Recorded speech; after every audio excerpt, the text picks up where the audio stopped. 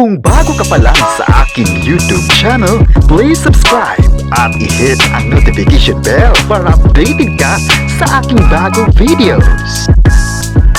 Kim Pao, mas lalong aabangan. Mga shows nila, mas lalong tinangkilik.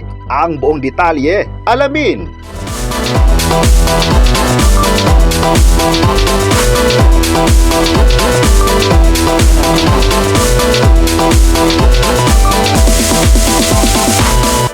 Kumpirmadong may bagong aabangan ng lahat sa Kim Pao para sa mas intense na eksena sa The Alibay.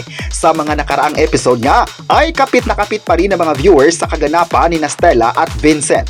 Bagong eksena agad ng dalawa ang bumugad sa pilot episode ng The Alibay, ang buong katotohanan na labis nagpakilig at nagpa-excite sa mga fans. Tampok nga sa nakaintrigang eksena ang malagkit na tinginan ng Kim Pao nang magtagpo sa unang pagkakataon ng kanilang mga karakter sa gitna ng kalsada dahil sa isang aksidente. Nabulabog din ang fans sa palaban na aura ni Kim Chiu na nakasuot ng sexy na damit.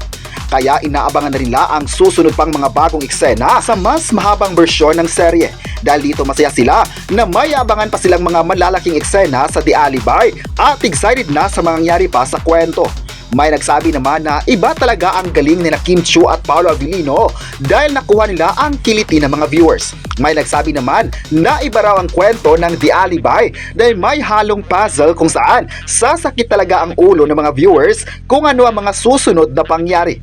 Marami naman ang napabilib sa mga eksena nito dahil hindi tinipid at sulit ang pagpapalabas nito sa streaming platform.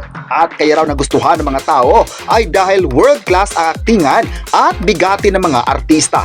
May nagsabi naman na iba talaga ang galing ng Pinoy sa paggawa ng series dahil nakuha pa rin nila ang atensyon ng lahat. Say pa ng ilan, deserve naman talaga nilang maipalabas sa malaking reach dahil maganda ang story at ikaka-proud talaga ng lahat.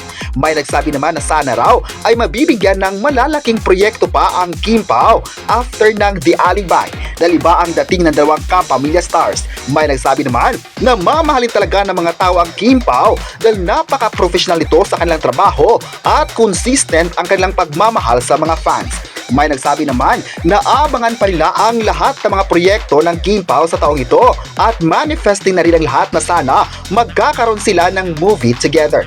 Masaya naman ang lahat na mabibigyan talaga ng exposure ang Kim Pao sa TV at minahal ng istasyon pati ang mga sumunod. Excited naman ang lahat na makitang masaya din ang mga artistang ito sa kanilang trabaho. Dahil kapag masaya ang Kim Pao, masaya din ang mga fans. May nagsabi naman na kahit anong mga proyekto pa ito ng Kim Pao at ipakita talagang na ang suporta ay patuloy na ipaglaban mula sa mga bashers. Kayo, ano ang masabi nyo na aabangan pa talaga ang tagpo ng The Alibay?